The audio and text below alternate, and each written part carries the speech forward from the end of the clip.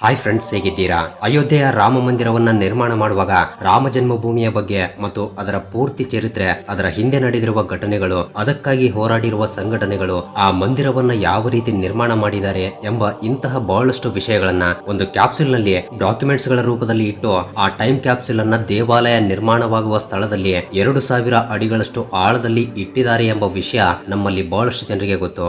ಈ ರೀತಿ ಯಾಕೆ ಮಾಡಿದ್ದಾರೆ ಅಂದ್ರೆ, ಮುಂಬರುವ ದಿನಗಳಲ್ಲಿ ಒಂದು ವೇಳೆ ಯಾವ್ದಾದ್ರು ಪ್ರಾಬ್ಲಮ್ ಕ್ರಿಯೇಟ್ ಆದ್ರೆ ಈ ಕ್ಯಾಪ್ಸೂಲ್ ಮೂಲಕ ಸಮಾಧಾನವನ್ನ ತಿಳ್ಕೋಬಹುದು.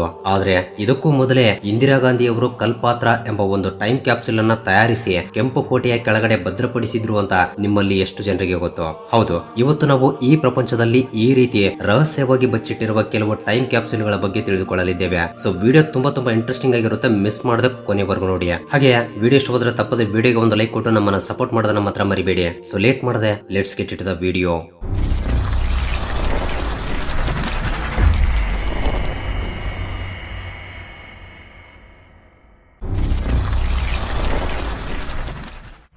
ನೆಬ್ರಾಸ್ಕಾ ಟೈಮ್ ಕ್ಯಾಪ್ಸೂಲ್ ಇದು ಪ್ರಪಂಚದಲ್ಲೇ ಅತಿ ದೊಡ್ಡ ಟೈಮ್ ಕ್ಯಾಪ್ಸೂಲ್. ಇತಿಹಾಸವನ್ನ ನಾವು ಪುಸ್ತಕಗಳಲ್ಲಿ ಓದ್ತೀವಿ, ಆದ್ರೆ ಇತಿಹಾಸವನ್ನ ಓದುವುದಕ್ಕಿಂತ ಅದನ್ನ ಟಚ್ ಮಾಡಿದ್ರೆ ನಮ್ಗೆ ಜಾಸ್ತಿ ದಿನಗಳವರೆಗೆ ನೆನಪಿರುತ್ತೆ. 1975ರಲ್ಲಿ ಯುನೈಟೆಡ್ ಸ್ಟೇಟ್ಸ್ ನ ಡ್ಯಾವಿಸನ್ ಎಂಬ ವ್ಯಕ್ತಿಗೆ ಇದೇ ಆಲೋಚನೆ ಬರುತ್ತೆ.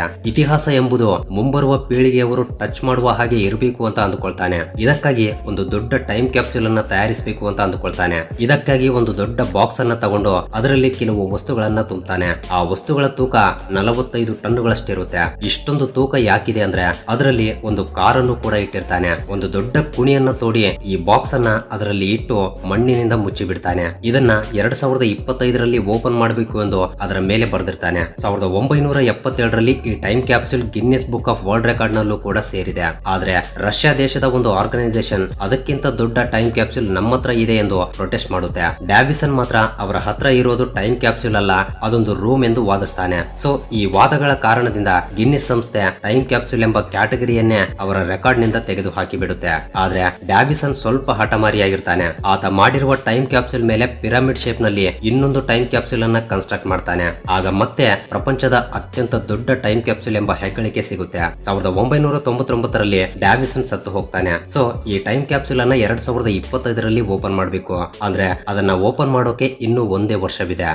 ಯಾಹೂ ಟೈಮ್ ಕ್ಯಾಪ್ಸೂಲ್ 2006ರಲ್ಲಿ ಯಾಹೂ ಕಂಪನಿ ಒಂದು ಟೈಮ್ ಕ್ಯಾಪ್ಸೂಲ್ ಅನ್ನ ತಯಾರಿಸುತ್ತೆ. 2006ರಲ್ಲಿ ನಮ್ಮ ಜೀವನ ಹೇಗಿತ್ತು ಎಂಬ ವಿಷಯವನ್ನ ಡಿಜಿಟಲ್ ರೂಪದಲ್ಲಿ ಭದ್ರಪಡಿಸಬೇಕು ಅಂತ ಅಂದುಕೊಳ್ಳುತ್ತೆ. ಆ ಭದ್ರಪಡಿಸಿರುವ ಬಾಕ್ಸ್ ಅನ್ನ ಮತ್ತೆ 2020ರಲ್ಲಿ ಓಪನ್ ಮಾಡಬೇಕು ಅಂತ ಅಂದುಕೊಂಡಿರುತ್ತೆ. ಅದರಲ್ಲಿ ಇಡಬೇಕಾದ ಡಿಜಿಟಲ್ ಕಂಟೆಂಟ್ ಅನ್ನ ನಮ್ಮಂತಹ ಸಾಧಾರಣ ವ್ಯಕ್ತಿಗಳಿಂದಲೇ ಶೇಖರಿಸುತ್ತೆ. ನಾವು ಒಂದು ಟೈಮ್ ಕ್ಯಾಪ್ಸೂಲ್ ಅನ್ನ ತಯಾರಿಸ್ತಾ ಇದೀವಿ. ಅದರಲ್ಲಿ 2006ರಲ್ಲಿ ನಮ್ಮ ಜೀವನ ಹೇಗಿತ್ತು ಎಂಬ ವಿಷಯದ ಬಗ್ಗೆ ಡಿಜಿಟಲ್ ರೂಪದಲ್ಲಿ ಶೇಖರಿಸ್ತಾ ಇದೀವಿ. ಇಂಟ್ರೆಸ್ಟೆಡ್ ಇದ್ದವರು ಡಿಜಿಟಲ್ ಮೀಡಿಯಾ ರೂಪದಲ್ಲಿ ನಿಮ್ಮ ಆಲೋಚನೆಗಳನ್ನ, ಫೋಟೋಗಳನ್ನ, ವಿಡಿಯೋಗಳನ್ನ ಸಬ್ಮಿಟ್ ಮಾಡಿ ಎಂದು ಯಾಹೂ ಕಂಪನಿ ಆನ್ಲೈನ್ ನಲ್ಲಿ ಪೋಸ್ಟ್ ಮಾಡುತ್ತೆ. ಇದನ್ನ ನೋಡಿದ ಇಂಟರ್ನೆಟ್ ಯೂಸರ್ಸ್ ಟೋಟಲ್ 1,70,000 ಫೋಟೋಗಳನ್ನ ಮತ್ತು ವಿಡಿಯೋಗಳನ್ನ ಕಳಿಸ್ತಾರೆ. ಈ ರೀತಿ ಬಂದಿರುವ ಡಿಜಿಟಲ್ ಕಂಟೆಂಟ್ ಅನ್ನ ಯಾಹೂ ಕಂಪನಿ ಒಂದು ಬಾಕ್ಸ್ ನಲ್ಲಿ ಭದ್ರಪಡಿಸುತ್ತೆ.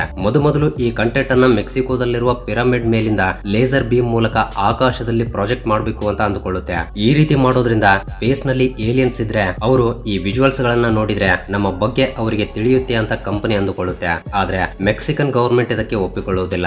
ಈ ರೀತಿ ಮಾಡಿದ್ರೆ ನಮ್ಮ ಪುರಾತನ ಕಟ್ಟಡಗಳಿಗೆ ಡ್ಯಾಮೇಜ್ ಆಗುತ್ತೆ ಎಂದು ಹೇಳುತ್ತೆ. ಇದರಿಂದ ಯಾಹೂ ಕಂಪನಿ ಏನು ಮಾಡೋಕ್ಕಾಗದೆ ತನ್ನ ಯೋಜನೆಯನ್ನ ಬದಲಾಯಿಸುತ್ತೆ. 2020ರಲ್ಲಿ ಯಾಹೂ ಕಂಪನಿಯ 25ನೇ ವಾರ್ಷಿಕೋತ್ಸವ ದಿನದಂದು ಅಂದ್ರೆ ಮಾರ್ಚ್ 2, 2020ರಂದು ಆ ಕ್ಯಾಪ್ಸೂಲ್ ಅನ್ನ ಓಪನ್ ಮಾಡಿದೆ. ಇದು ಡಿಜಿಟಲ್ ಕಂಟೆಂಟ್ ಆಗಿರೋದ್ರಿಂದ ನೀವು ಕೂಡ ಇದನ್ನ ಆನ್ಲೈನ್ ನಲ್ಲಿ ನೋಡಬಹುದು.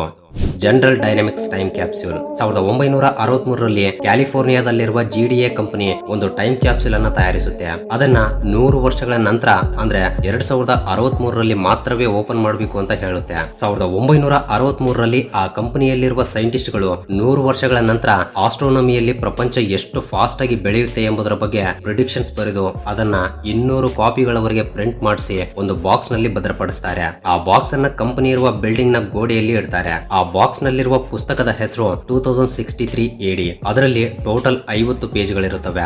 ಆದ್ರೆ 1990ರಲ್ಲಿ ಆ ಬಿಲ್ಡಿಂಗ್ ಅನ್ನ ಕೆಡವಿದಾಗ ಆ ಟೈಮ್ ಕ್ಯಾಪ್ಸೂಲ್ ಗೆ ಡ್ಯಾಮೇಜ್ ಆಗುತ್ತೆ. ಆದ್ರೂ ಕೂಡ ಆ ಬಾಕ್ಸ್ ನಲ್ಲಿರುವ ಕೆಲವು ಪುಸ್ತಕಗಳನ್ನ ರಿಟ್ರೈವ್ ಮಾಡ್ತಾರೆ. ಅದರಲ್ಲಿರುವ ಪ್ರಿಡಿಕ್ಷನ್ಸ್ ಗಳನ್ನ ನೋಡಿ ಎಲ್ಲರೂ ಶಾಕ್ ಆಗಿ ಬಿಡ್ತಾರೆ. ಅದರಲ್ಲಿರುವ ಬಹಳಷ್ಟು ಪ್ರಿಡಿಕ್ಷನ್ಸ್ ಗಳು ಅಂದಿಗೆ ನಡೆದು ಹೋಗಿರುತ್ತವೆ. ಈ ಪುಸ್ತಕವನ್ನ ಆನ್ಲೈನ್ ನಲ್ಲಿ ನೀವು ಕೂಡ ಫ್ರೀ ಆಗಿ ಓದಬಹುದು. ಈ ಪುಸ್ತಕದಲ್ಲಿ ಕೆಲವು ಪ್ರಿಡಿಕ್ಷನ್ಸ್ ಗಳು ಸೈಂಟಿಸ್ಟ್ ಗಳ ಹೆಸರುಗಳಿಂದಲ್ಲದೆ ಅನಾನಿಮಸ್ ಎಂಬ ಹೆಸರಿನಿಂದ ಪ್ರಿಂಟ್ ಮಾಡಲಾಗಿರುತ್ತೆ. ಅನಾನಿಮಸ್ ಎಂಬ ಹೆಸರಿನಿಂದ ಇರುವ ಪ್ರಿಡಿಕ್ಷನ್ಸ್ ಗಳನ್ನ ಟೈಮ್ ಟ್ರಾವೆಲ್ ಮಾಡಿದವರು ಬರೆದಿರ್ತಾರೆ ಎಂದು ಕೆಲವು ಜನ ಹೇಳ್ತಿದ್ದಾರೆ. ಹಾಗಾದ್ರೆ ಇದ್ರ ಬಗ್ಗೆ ನಿಮ್ಗೆ ಅನ್ಸುತ್ತೆ? ಕೆಳಗಡೆ ಕಮೆಂಟ್ ಮಾಡಿ ತಿಳಿಸಿ. Crypt of civilisation. ಥಾರ್ನ್ವೆಲ್ ಜಾಕೋಬ್ಸ್ ಎಂಬ ವ್ಯಕ್ತಿ ರಷ್ಯಾದಲ್ಲಿರುವ ಒಂದು ಯೂನಿವರ್ಸಿಟಿಯಲ್ಲಿ ಪ್ರೊಫೆಸರ್ ಆಗಿ ಕೆಲಸ ಮಾಡ್ತಾ ಇದ್ದ. ಒಂದು ದಿನ ವಿದ್ಯಾರ್ಥಿಗಳಿಗೆ ಇತಿಹಾಸವನ್ನ ಹೇಳ್ತಾ ಇರುವಾಗ ಆತನಿಗೆ ಒಂದು ಸಂದೇಹ ಬರುತ್ತೆ. ಇತಿಹಾಸ ಎಂಬುದು ಕ್ರಿಸ್ತಪೂರ್ವ 4241ರಿಂದ ರೆಕಾರ್ಡ್ ಆಗಿದೆ. ಅಂದ್ರೆ ಕೇವಲ 6000 ವರ್ಷಗಳ ಚರಿತ್ರೆ ಮಾತ್ರವೇ ನಮಗೆ ಗೊತ್ತು. ಅದಕ್ಕೂ ಮೊದಲು ಏನ್ ನಡೆದಿದೆ, ಎಂತಹ ಸಿವಿಲೈಸೇಷನ್ ಇತ್ತು ಎಂಬುದು ಯಾರಿಗೂ ಗೊತ್ತಿಲ್ಲ. ಸೊ ಈಗಿರುವ ಚರಿತ್ರೆಯನ್ನ ನಾವು ಭದ್ರಪಡಿಸದೇ ಇದ್ರೆ ಅದು ಮುಂಬರುವ ಪೀಳಿಗೆಯವರಿಗೆ ಹೇಗೆ ತಿಳಿಯುತ್ತೆ ಎಂಬ ಸಂದೇಹ ಆತನಿಗೆ ಬರುತ್ತೆ. ಸೊ ಅದಕ್ಕಾಗಿ ಒಂದು ಟೈಮ್ ಕ್ಯಾಪ್ಸೂಲ್ ಅನ್ನ ತಯಾರಿಸಬೇಕು ಅಂತ ಅಂದುಕೊಳ್ತಾನೆ. ಅದರಲ್ಲಿ ಕ್ರಿಸ್ತಪೂರ್ವ 4241ರಿಂದ 1936ರವರೆಗೆ ಇರುವ ಇತಿಹಾಸವನ್ನ ಡಾಕ್ಯುಮೆಂಟ್ಸ್ ರೂಪದಲ್ಲಿ, ಫೋಟೋಗಳು, ಪೇಂಟಿಂಗ್ ಗಳ ರೂಪದಲ್ಲಿ ಶೇಖರಿಸ್ತಾನೆ. ಇವೆಲ್ಲವನ್ನು ಕಲೆಕ್ಟ್ ಮಾಡೋಕೆ ಆತನಿಗೆ 4 ವರ್ಷಗಳ ಸಮಯ ಹಿಡಿಯುತ್ತೆ. ಇವೆಲ್ಲವನ್ನು ಒಂದು ದೊಡ್ಡ ರೂಮ್ ಒಳಗಡೆ ಇಟ್ಟು ಅದನ್ನ ಸೀಲ್ ಮಾಡ್ತಾನೆ. 8113ನೇ ವರ್ಷದಲ್ಲಿ ಇದನ್ನ ಓಪನ್ ಮಾಡಬೇಕು ಅಂತ ಬರೆದಿಡ್ತಾನೆ. ಸೊ ಈ ಟೈಮ್ ಕ್ಯಾಪ್ಸೂಲ್ ಅನ್ನ ಸುಮಾರು 6000 ವರ್ಷಗಳ ನಂತರವೇ ಓಪನ್ ಮಾಡಬೇಕು. Helium centennial time columns. 1968ರ ಹೊತ್ತಿಗೆ ಹೀಲಿಯಂ ಗ್ಯಾಸ್ ಅನ್ನ ಕಂಡು ಹಿಡಿದು 100 ವರ್ಷಗಳಾಗಿರುವ ಸಂದರ್ಭದ ನೆನಪಿಗಾಗಿ ಟೆಕ್ಸಾಸ್ ಸಿಟಿಯಲ್ಲಿ ಒಂದು ಸ್ಮಾರಕವನ್ನ ಕಟ್ಟಿದ್ದಾರೆ. ಅದಕ್ಕೆ 4 ಕಾಲಂಗಳಿವೆ. ಒಂದೊಂದು ಕಾಲಂ ನಲ್ಲಿ ಒಂದೊಂದು ಟೈಮ್ ಕ್ಯಾಪ್ಸೂಲ್ ಇದೆ. ಒಂದು ಟೈಮ್ ಕ್ಯಾಪ್ಸೂಲ್ ಅನ್ನ 25 ವರ್ಷಗಳ ನಂತರ, ಇನ್ನೊಂದು ಟೈಮ್ ಕ್ಯಾಪ್ಸೂಲ್ ಅನ್ನ 50 ವರ್ಷಗಳ ನಂತರ, ಮೂರನೇ ಟೈಮ್ ಕ್ಯಾಪ್ಸೂಲ್ ಅನ್ನ 100 ವರ್ಷಗಳ ನಂತರ, ನಾಲ್ಕನೇ ಟೈಮ್ ಕ್ಯಾಪ್ಸೂಲ್ ಅನ್ನ 1000 ವರ್ಷಗಳ ನಂತರ ಓಪನ್ ಮಾಡಬೇಕು. 1968ರಲ್ಲಿ ಜೀವನ ಹೇಗಿತ್ತು ಎಂಬುದರ ಬಗ್ಗೆ ಪುಸ್ತಕಗಳು, ಡಾಕ್ಯುಮೆಂಟ್ಸ್ ಗಳು, ಫೋಟೋಗಳು ಮತ್ತು ಪೇಂಟಿಂಗ್ ಗಳ ರೂಪದಲ್ಲಿ ಆ ಟೈಮ್ ಕ್ಯಾಪ್ಸೂಲ್ ಗಳಲ್ಲಿ ಭದ್ರಪಡಿಸಿದ್ದಾರೆ. 25 ವರ್ಷಗಳ ನಂತರ ಓಪನ್ ಮಾಡಬೇಕಾದ ಟೈಮ್ ಕ್ಯಾಪ್ಸೂಲ್ ನಲ್ಲಿ ಮನುಷ್ಯ ನ್ಯಾಚುರಲ್ ಆಗಿ ರಿಸೋರ್ಸಸ್ ಮೇಲೆ ಹೇಗೆ ಆಧಾರವಾಗಿದ್ದ ಎಂಬ ವಿಷಯಗಳ ಬಗ್ಗೆ ಹೇಳಲಾಗಿದೆ. 50 ವರ್ಷಗಳ ನಂತರ ಓಪನ್ ಮಾಡಬೇಕಾದ ಟೈಮ್ ಕ್ಯಾಪ್ಸೂಲ್ ನಲ್ಲಿ ಫ್ಯಾಕ್ಟರಿಗಳು ನ್ಯಾಚುರಲ್ ರಿಸೋರ್ಸಸ್ ಗಳನ್ನ ಹೇಗೆ ಬಳಸಿಕೊಳ್ತಾ ಇದ್ವು ಎಂಬ ವಿಷಯಗಳ ಬಗ್ಗೆ ಇದೆ. 100 ವರ್ಷಗಳ ನಂತರ ಓಪನ್ ಮಾಡಬೇಕಾದ ಟೈಮ್ ಕ್ಯಾಪ್ಸೂಲ್ ನಲ್ಲಿ ವಿಜ್ಞಾನ ಯಾವ ರೀತಿ ಅಭಿವೃದ್ಧಿಯನ್ನ ಹೊಂದಿದೆ ಎಂಬ ವಿಷಯಗಳ ಬಗ್ಗೆ ಇದೆ. 1000 ವರ್ಷಗಳ ನಂತರ ಓಪನ್ ಮಾಡಬೇಕಾದ ಟೈಮ್ ಕ್ಯಾಪ್ಸೂಲ್ ನಲ್ಲಿ ಮನುಷ್ಯರು ನ್ಯಾಚುರಲ್ ರಿಸೋರ್ಸಸ್ ಗಳನ್ನ ಎಂತಹ ಟೆಕ್ನಾಲಜಿಗಳಿಂದ ಸಂರಕ್ಷಿಸ್ತಾ ಇದ್ರು ಎಂಬ ವಿಷಯಗಳ ಬಗ್ಗೆ ಇದೆ. ಅಷ್ಟೇ ಅಲ್ಲದೆ ಇದರಲ್ಲಿ $10 ಡಿಪಾಸಿಟ್ ಇರುವ ಸೇವಿಂಗ್ಸ್ ಅಕೌಂಟ್ ಪಾಸ್ಬುಕ್ ಕೂಡ ಇದೆ. ಆ ಅಕೌಂಟ್ ಗೆ ಪ್ರತಿ ವರ್ಷ 4% ಬಡ್ಡಿ ಕೂಡ ಬರುತ್ತೆ. 1000 ವರ್ಷಗಳ ನಂತರ ಈ ಟೈಮ್ ಕ್ಯಾಪ್ಸೂಲ್ ಅನ್ನ ಓಪನ್ ಮಾಡಿದಾಗ ಆ ಸೇವಿಂಗ್ಸ್ ಅಕೌಂಟ್ ವ್ಯಾಲ್ಯೂ 68,000 ಲಕ್ಷ ಕೋಟಿ ರೂಪಾಯಿಗಳಾಗಿರುತ್ತೆ. ಆಲ್ರೆಡಿ 1993ರಲ್ಲಿ 25 ವರ್ಷಗಳ ಟೈಮ್ ಕ್ಯಾಪ್ಸೂಲ್ ಅನ್ನ ಮತ್ತು 2018ರಲ್ಲಿ 50 ವರ್ಷಗಳ ಟೈಮ್ ಕ್ಯಾಪ್ಸೂಲ್ ಅನ್ನ ಓಪನ್ ಮಾಡಿದ್ದಾರೆ. Time capsule 2957. 2015ರಲ್ಲಿ MIT ಕ್ಯಾಂಪಸ್ ನಲ್ಲಿ ಒಂದು ಹೊಸ ಬಿಲ್ಡಿಂಗ್ ಅನ್ನ ಕಟ್ಟೋಕೆ ಭೂಮಿಯಲ್ಲಿ ಅಗೆಯುತ್ತಿರುವಾಗ ಒಂದು ಟೈಮ್ ಕ್ಯಾಪ್ಸೂಲ್ ಹೊರಗಡೆ ಬೀಳುತ್ತೆ. 2957ರವರೆಗೆ ಓಪನ್ ಮಾಡಬೇಡಿ ಅಂತ ಅದರ ಮೇಲೆ ಬರೆಯಲಾಗಿದೆ. 1957ರಲ್ಲಿ ಒಬ್ಬ MIT ಪ್ರೊಫೆಸರ್ ಈ ಟೈಮ್ ಕ್ಯಾಪ್ಸೂಲ್ ಅನ್ನ ತಯಾರಿಸಿದ್ದಾನೆ. ತನ್ನ ಲ್ಯಾಬ್ ನಲ್ಲಿರುವ ಕೆಲವು ಇಕ್ವಿಪ್ಮೆಂಟ್ಸ್ ಗಳನ್ನ ಅದರಲ್ಲಿ ಇಟ್ಟು ಟೈಮ್ ಕ್ಯಾಪ್ಸೂಲ್ ಅನ್ನ ತಯಾರಿಸಿರ್ತಾನೆ. ಅದಕ್ಕೆ 1000 ವರ್ಷಗಳ ಟೈಮ್ ಫ್ರೇಮ್ ಅನ್ನ ಸೆಟ್ ಮಾಡಿರ್ತಾನೆ. ಆದ್ರೆ MIT ಕಾಲೇಜ್ನವರು 2015ರಲ್ಲೇ ಇದನ್ನ ಓಪನ್ ಮಾಡಿಬಿಟ್ಟಿದ್ದಾರೆ. ಫ್ರೆಂಡ್ಸ್, ಮುಂದಿನ ವಿಷಯಕ್ಕೆ ಹೋಗುವ ಮುಂಚೆ ಒಂದು ವೇಳೆ ನೀವು ಈ ವಿಡಿಯೋನ ಫುಲ್ ಸ್ಕ್ರೀನ್ ಅಲ್ಲಿ ನೋಡ್ತಾ ಇದ್ರೆ ನಿಮ್ಮ ಮೊಬೈಲ್ ಅನ್ನ ಸ್ವಲ್ಪ ಟಿಲ್ಟ್ ಮಾಡಿ ಕೆಳಗಡೆ ಕಾಣ್ತಾ ಇರುವ ಲೈಕ್ ಬಟನ್ ಕಲರ್ ಚೇಂಜ್ ಮಾಡಿಬಿಡಿ. ಅಂಡ್ ಸಬ್ಸ್ಕ್ರೈಬ್ ಮಾಡಿಕೊಂಡಿರುವ Vismayavani family members, love you so much. And first time ಯಾರಾದ್ರೂ ನಮ್ಮ ಚಾನಲ್ ಅನ್ನ ಈಗ ನೋಡ್ತಾ ಇದ್ರೆ ಕೆಳಗಡೆ ಕಾಣ್ತಾ ಇರುವ ರೆಡ್ ಕಲರ್ ಸಬ್ಸ್ಕ್ರೈಬ್ ಬಟನ್ ಮೇಲೆ ಕ್ಲಿಕ್ ಮಾಡಿ ಸಬ್ಸ್ಕ್ರೈಬ್ ಮಾಡ್ಕೊಂಡು ಪಕ್ಕದಲ್ಲಿರುವ ಬೆಲ್ ಐಕನ್ ಅನ್ನ ಆಕ್ಟಿವೇಟ್ ಮಾಡ್ಕೊಳ್ಳಿ. ಅಂಡ್ ಬೆಲ್ ಐಕನ್ ಆನ್ ಮಾಡ್ಕೊಳ್ಳೋದು ತುಂಬಾ ಇಂಪಾರ್ಟೆಂಟ್, ಮರಿಬೇಡಿ. ಕಲ್ಪಾತ್ರ. ಸೊ ಈ ಟೈಮ್ ಕ್ಯಾಪ್ಸೂಲ್ ಗಳ ಲಿಸ್ಟ್ ನಲ್ಲಿ ನಮ್ಮ ಭಾರತವೂ ಕೂಡ ಇದೆ. 1973ರ ಹೊತ್ತಿಗೆ ಭಾರತಕ್ಕೆ ಸ್ವತಂತ್ರ ಬಂದು 25 ವರ್ಷಗಳು ಕಳೆದಿರುತ್ತೆ. 1973ರಲ್ಲಿ ಭಾರತದ ಪ್ರಧಾನಮಂತ್ರಿ ಇಂದಿರಾ ಗಾಂಧಿ ಅವರು ಈ 25 ವರ್ಷದಲ್ಲಿ ಭಾರತ ಸಾಧಿಸಿರುವ ಪ್ರಗತಿಯನ್ನ, ಸ್ವತಂತ್ರಕ್ಕಾಗಿ ಬ್ರಿಟಿಷರ ಜೊತೆ ಭಾರತೀಯರು ಯಾವ ರೀತಿ ಹೋರಾಡಿದ್ದಾರೆ ಎಂಬುದನ್ನ ಮುಂಬರುವ ಪೀಳಿಗೆಯವರಿಗೆ ತಿಳಿಯುವ ಹಾಗೆ ಒಂದು ಟೈಮ್ ಕ್ಯಾಪ್ಸೂಲ್ ಅನ್ನ ತಯಾರಿಸಬೇಕು ಅಂತ ಇಂದಿರಾ ಗಾಂಧಿ ಅವರು ಅಂದುಕೊಂಡಿರುವ ಹಾಗೆ ಮದ್ರಾಸ್ ಕಾಲೇಜಿನಲ್ಲಿರುವ ಕೃಷ್ಣಸ್ವಾಮಿ ಎಂಬ ಇತಿಹಾಸದ ಪ್ರಾಧ್ಯಾಪಕರನ್ನ ಭೇಟಿ ಆಗ್ತಾರೆ. ಈ ರೀತಿ ಪೂರ್ತಿ ಸ್ಕ್ರಿಪ್ಟ್ ಅನ್ನ ಆತನಿಂದ ತಯಾರಿಸ್ತಾರೆ. ಆದ್ರೆ ಅಪೋಸಿಷನ್ ಲೀಡರ್ಗಳು ಈ ಇನಿಷಿಯೇಟಿವ್ ಅನ್ನ ವಿರೋಧಿಸ್ತಾರೆ. ಆ ಸ್ಕ್ರಿಪ್ಟ್ ನಲ್ಲಿ ನೆಹರು ಫ್ಯಾಮಿಲಿಯ ಬಗ್ಗೆಯೇ ಜಾಸ್ತಿ ಹೇಳಿಕೊಂಡಿದ್ದಾರೆ ಎಂದು, ಮಾಡದ ಕೆಲಸಗಳನ್ನು ಕೂಡ ಮಾಡಿದ್ದೇವೆ ಎಂದು ಬರೆದುಕೊಂಡಿದ್ದಾರೆ ಎಂದು, ಬೇರೆಯವರು ಮಾಡಿರುವ ಕೆಲಸಗಳನ್ನು ಕೂಡ ತಮ್ಮ ಕುಟುಂಬವೇ ಮಾಡಿರುವ ಹಾಗೆ ಆ ಸ್ಕ್ರಿಪ್ಟ್ ನಲ್ಲಿ ಬರೆದಿದ್ದಾರೆ ಎಂದು ಅಪೋಸಿಷನ್ ಲೀಡರ್ಗಳು ಇಂದಿರಾ ಗಾಂಧಿಯ ಮೇಲೆ ಆರೋಪಣೆ ಮಾಡ್ತಾರೆ. ಈ ಆರೋಪಣೆಗಳಿಗೆ ಇಂದಿರಾ ಗಾಂಧಿ ಅವರು ಯಾವುದೇ ರೀತಿಯ ರೆಸ್ಪಾನ್ಸ್ ಕೊಡಲ್ಲ.